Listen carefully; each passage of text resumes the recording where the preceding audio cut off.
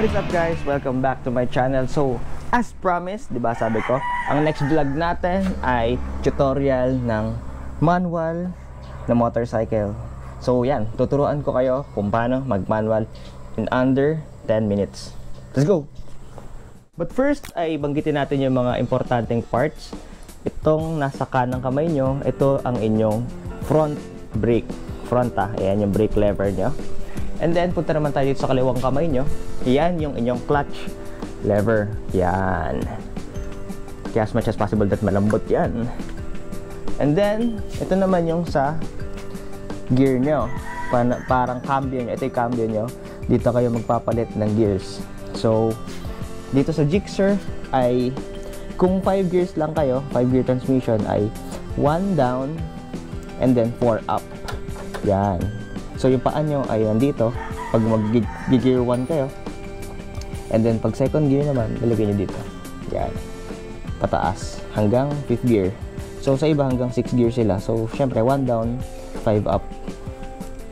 And then, para syempre sa mga manual na motor, even sa semi-manual, ay meron silang neutral. Meron kaming neutral. Ang para makapag-neutral ka sa ganitong klase ng foot pegs ay half step lang from gear 1, half lang na pataas, or kung nasa gear 2 ka naman, pwede ka rin mag-neutral, pero half step down. Yan. Mamaya, pakita natin sa inyo. Ayan, turuan ko naman kayo habang umaandar. First step ay press the clutch. Yan, sagad. And then, di ba naka-neutral tayo? And then, first gear, apak. And para umandar kayo ay kailangan yung mag-throttle habang nire-release nyo tong clutch. Ayan, oh. Kahit wala pa ako nag-throttle, umaandar na siya mag-isa, di ba? Yan, oh. Oh, yan, di ba? Para umandar talaga kayo, lagyan nyo ng throttle, bitaw. Yan, the first gear na kayo, umaandar na kayo. And then, para mag-second gear, press clutch, and then, ano naman, yung sa foot nyo ay gano'n nyo naman. Ang tawag doon, sukbitin nyo pataas. Yan, isa pa. Para mag-neutral naman, yan, half lang. Medyo mahirap lang siya in-neutral eh. O, diba? Ang hirap. Yan, neutral. Clutch, apak, throttle, release, clutch, maandar na kayo. Para mag-second gear, bigay, clutch, habang apak pataas. Yan. And then kung mas mabibilis na kayo, ganun lang, throttle, clutch, pataas na sukbit, third gear. Yan. Yan, habang umaandar. Pag umaandar kayo, hindi mamatayan. Pero pag kailangan nyo mag full stop ay kailangan yung mag-clutch. Kunyari, kailangan ko huminto ng mamatayan pag di ko clutch. Iyan, no? Kailangan nyo siyang i-clutch. Tignan nyo pag nirelease ko. O, diba? So, kailangan siya naka-clutch kayo. At kapag bubuksan nyo na naka-gear kayo, dapat naka-ano kayo sa clutch kasi lulundag din yan. Okay, yan, may nasa likod tayo. Another one. Okay, pagliko natin dito.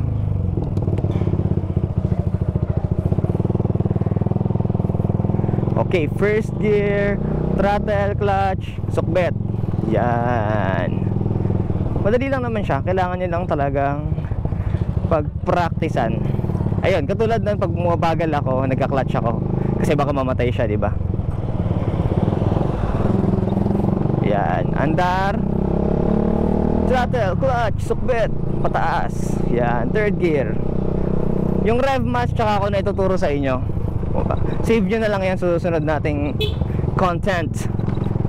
Yan, third gear.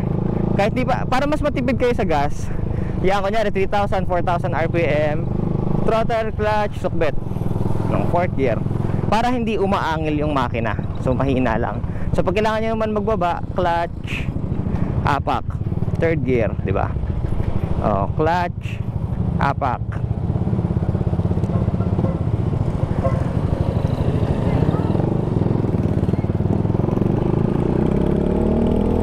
Throttle, clutch, sukbit. Yan. Kung di pa kayo komportable, lalo kung beginner na beginner kayo, ay maganda mag-practice kayo sa hindi muna matao, mga lugar, mga subdivision na walang masyadong dumadaan, yan. Basta yung somewhere na safe talaga kayo, kasi medyo komplikado siyang aralin, pero madali lang naman. Komplikado pero madali. I mean, kailangan nyo lang practicein talaga. Yan, bumabagal tayo, preno, clutch. Oh, first gear ako.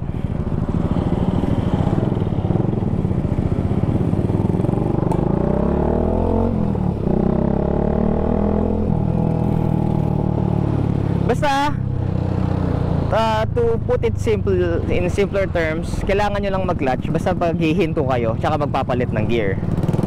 Kasi kung di nyo gagawin, mamamatay siya. Unlike sa mga semi-manual, katulad nung meron akong wave, kahit kasi walang clutch yun, so kahit huminto ka na naka first gear, kahit anong gear pa, ay hindi siya mamamatay. Pero pag sa mga gantong full manual, kailangan nyong mag clutch, kaya maganda malambot yung clutch nyo.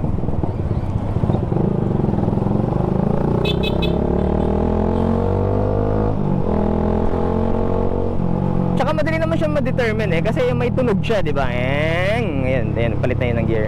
Kung mapapansin nyo, kasi sa scooter, di ba, dire-diretso lang, ganun lang. Kasi wala naman siyang manual transmission, so automatic, kaya automatic transmission siya. Automatic na nag-shift ng gear yung motor.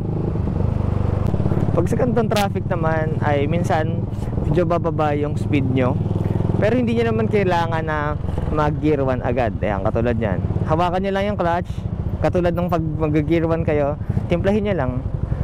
Yan, yung throttle tsaka yung clutch lever. Yan, medyo nire-release nyo yung lever, medyo binibigyan nyo ng konting gas para hindi lang mamatay. Parang hindi kayo masyadong papalit-palit ng gear. Yun yung sakit ko dati. O, di ba? Nasa gear 2 lang ako nun.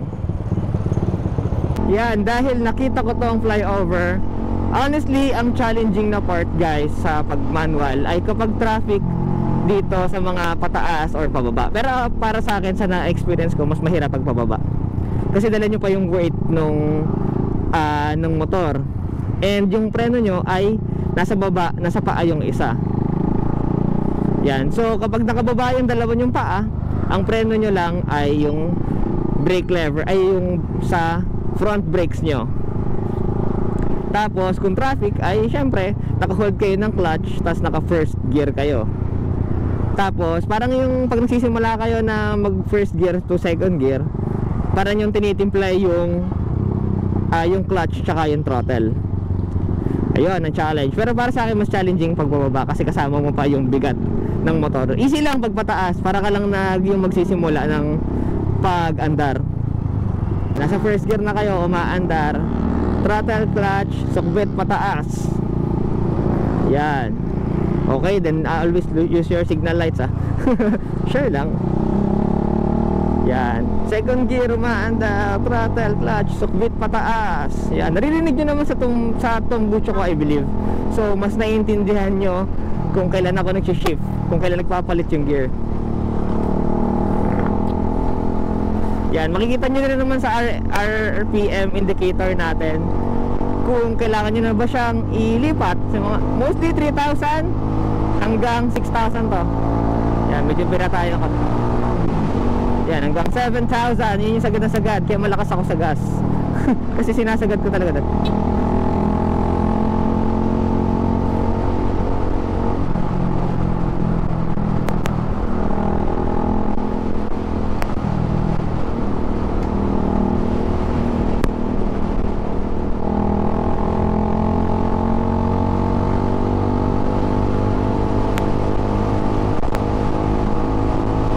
Gear. Sadly hanggang dito sa Gixxer hanggang 5th gear lang siya. Kasi ito naman tuturo ko sa inyo next time, rev match. Diba? Para walang jerk.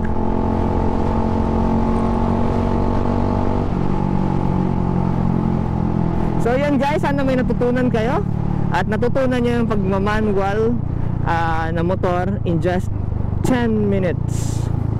I believe madali lang naman siya, lalo na kung magko-concentrate kayo at magte-train at magpa-practice. Huwag kayong lalabas sa streets nang hindi nyo pa siya naiintindihan, para safe kayo and safe din yung mga kasama nyo. Okay, yun lang. So thank you for watching. Again, please do subscribe and like the video. malaking tulong yan sa akin. Salamat sa mga palagi nagko-comment at nanonood at nagsasuggest ng contents. Bye bye, ride safe, and God bless guys. This is Kenya Travel.